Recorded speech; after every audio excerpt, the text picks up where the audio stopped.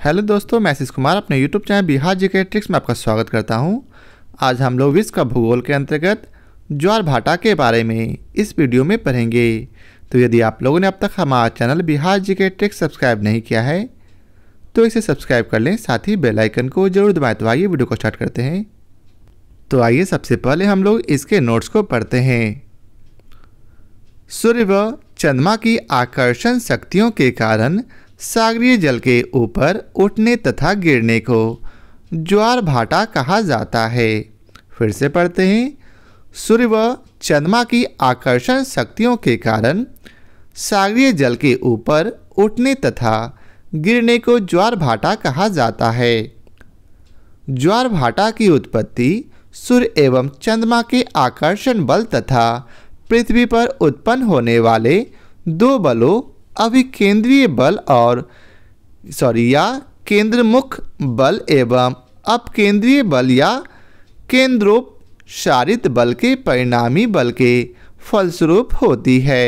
अर्थात पृथ्वी का जो गोलार्ध चंद्रमा के सम्मुख पड़ता है वहाँ चंद्रमा का आकर्षण बल पृथ्वी के केंद्रोपसारित बल की अपेक्षा अधिक मात्रा में होता है। फलस्वरूप उच्च ज्वार का अनुभव किया जाता है।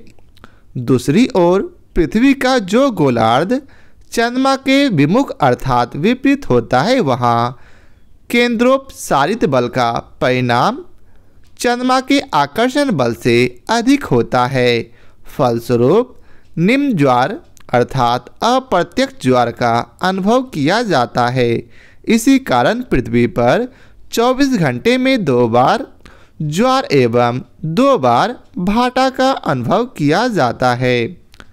आप यहाँ देख सकते हैं दीर्घ ज्वार की स्थिति और नीचे दिया गया है लघु ज्वार की स्थिति। अब आगे है, जब सूर्य पृथ्वी एवं चंद्रमा एक सीधी रेखा में होते हैं तो उनकी सम्मिलित शक्तियों के परिणाम स्वरूप दीर्घ ज्वार का अनुभव किया जाता है। यह स्थिति सिजगी कहलाती है। ऐसा पूर्णमासी व अमावस्या को होता है। इसके विपरीत जब सूर्य पृथ्वी एवं चंद्रमा मिलकर समकोण बनाते हैं तो चंद्रमा व सूर्य का आकर्षण बल एक दूसरे के विपरीत कार्य करते हैं। फलस्वरूप निम्न ज्वार का अनुभव किया जाता है। ऐसी स्थिति कृष्ण पक्ष एवं शुक्ल पक्ष के सप्तमी या अष्टमी को देखा जाता है। लघु ज्वार भाटाओं के समय उच्च ज्वार सामान्य से 20%, निम्नतर तथा निम्न ज्वार अर्थात भाटा सामान्य से उच्चतर होता है। चंद्रमा अन्य तारों की अपेक्षा पृथ्वी के ज़्यादा नज़दीक है, अतः वह पृथ्वी के गुरुत्वाकर्षण बल को ज़्यादा प्रभावित करता है। इसी से महासागरों में ऊंची जल तरंगें उत्पन्न होती है। चंद्रमा की ज्वारोत्पादक शक्ति सूर्य की तुलना में 2.17 गुना अधिक होती है। इंग्लैंड के दक्षिणी तट पर स्थित साउथैम्पटन में प्रतिदिन 4 बार ज्वार आते हैं। ऐसा इसलिए होता है कि यहाँ 2 बार इंग्लिश चैनल से होकर एवं 2 बार उत्तरी सागर से होकर विभिन्न अंतरालों पर वहाँ पहुँचते हैं। अब आइए चलते हैं इसके प्रश्न कोश को देखते हैं। तो पहला प्रश्न है, महासागर में ज्वार भाटा की उत्पत्ति के क्या कारण है? तो इसका उत्तर डी अर्थात गुरुत्वाकर्षण, अभिकेंद्रीय बल तथा अपकेंद्रीय बल से। ज्वार भाटा की उत्पत्ति सूर्य एवं चंद्रमा के आकर्षण बल तथा पृथ्वी पर उत्पन्न होने वाले 2 बलों अभिकेंद्रीय बल या केंद्रोन्मुख बल एवं अपकेंद्रीय बल या केंद्रोपसारित बल के परिणामी बल के फलस्वरूप होती है। अर्थात पृथ्वी का जो गोलार्ध चंद्रमा के सम्मुख पड़ता है वहाँ चंद्रमा का आकर्षण बल पृथ्वी के केंद्रोपसारित बल की अपेक्षा अधिक मात्रा में होता है। फलस्वरूप उच्च ज्वार का अनुभव किया जाता है। दूसरी ओर पृथ्वी का जो गोलार्ध चंद्रमा के सम्मुख होता है, वहाँ केंद्रोपसारित बल का परिणाम चंद्रमा के आकर्षण बल से अधिक होता है। फलस्वरूप निम्न ज्वार अर्थात अप्रत्यक्ष ज्वार का अनुभव किया जाता है। इसी कारण पृथ्वी पर प्रत्येक 24 घंटों में 2 बार ज्वार 2 बार भाटा अनुभव किया जाता है। अब अगला प्रश्न है, महासागरों और समुद्रों में ज्वार भाटाएं किसके या किन के कारण होता है? तो नीचे दी गए कोड का प्रयोग कर सही उत्तर चुने। तो सही उत्तर है सूर्य का गुरुत्वीय बल, चंद्रमा का गुरुत्वीय बल और पृथ्वी का अपकेंद्रीय बल, ये तीनों के कारण। अब अगला प्रश्न है, अप्रत्यक्ष उच्च ज्वार उत्पन्न होने का कारण है क्या? तो पृथ्वी का अपकेंद्रीय बल। अब अगला प्रश्न है, जिसमें आपको कथन और कारण दिए गए हैं।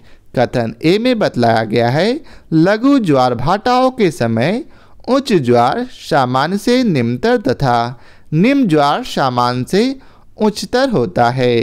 कारण आर है, लघु ज्वार भाटा बृहद ज्वार भाटा के विपरीत पूर्ण चंद्र के स्थान पर नव चंद्र के समय में होता है। नीचे दिए गए कोड का प्रयोग कर सही उत्तर का चयन करें। तो इसका सही उत्तर है सी अर्थात ए सही है परंतु आर गलत है। लघु ज्वार भाटाओं के समय उच्च ज्वार सामान्य से 20% निम्नतर तथा निम्न ज्वार अर्थात भाटा सामान्य से उच्चतर होता है। लघु ज्वार भाटा बृहद ज्वार भाटा के विपरीत पूर्ण चंद्र या नवचंद्र को नहीं बल्कि शुक्ल पक्ष तथा कृष्ण पक्ष की सप्तमी तथा अष्टमी को आता है। अतः कथन ए सही है परंतु आर गलत है। रेखा चित्र में दिखाई गई निम्नलिखित स्थितियों में से किस एक में समुद्र ज्वार की ऊंचाई अधिकतम होती है? तो इसका सही उत्तर है डी अर्थात M4 में। प्रश्नगत चित्र में M2 की स्थिति पूर्ण चंद्र की स्थिति तथा M4 की स्थिति नव चंद्र की स्थिति को व्यक्त करती है। इन दोनों परिस्थितियों में सूर्य, चंद्र और पृथ्वी एक सीध में होते हैं तथा ये सिजगी या युति वियुति की स्थिति कहलाते हैं। इन दोनों ही स्थितियों में बृहद ज्वार की उत्पत्ति होती है। तथापि नवचंद्र की स्थिति में जब चंद्रमा पृथ्वी से असामान्य निकट स्थिति में होता है तब अधिक ऊंचे बृहद ज्वार आते हैं। इस प्रकार विकल्प डी सही उत्तर होगा। अब अगला प्रश्न है, बृहद ज्वार आता है तो इसका उत्तर है ए, जब सूर्य, पृथ्वी तथा चंद्रमा एक सीधा रेखा में होते हैं। अब अगला प्रश्न है, महासागर में ऊंची जल तरंगे कैसी होती है? तो चंद्रमा से। चंद्रमा अन्य तारों की अपेक्षा पृथ्वी के ज़्यादा नज़दीक है, अतः वह पृथ्वी के गुरुत्वाकर्षण बल को ज़्यादा प्रभावित करता है। इसी से महासागरों में ऊंची जल तरंगे उत्पन्न होती है। चंद्रमा की ज्वारोत्पादक शक्ति सूर्य की तुलना में 2.17 गुनी अधिक होती है। तो यह था आज के वीडियो का आखिरी प्रश्न। आशा करता हूँ आप लोगों को हमारा यह वीडियो पसंद आया हो। यदि आप लोगों को हमारा यह वीडियो पसंद आया हो तो लाइक और शेयर जरूर करें। फिर मिलते हैं नए चैप्टर के साथ। आज के लिए बहुत बहुत धन्यवाद।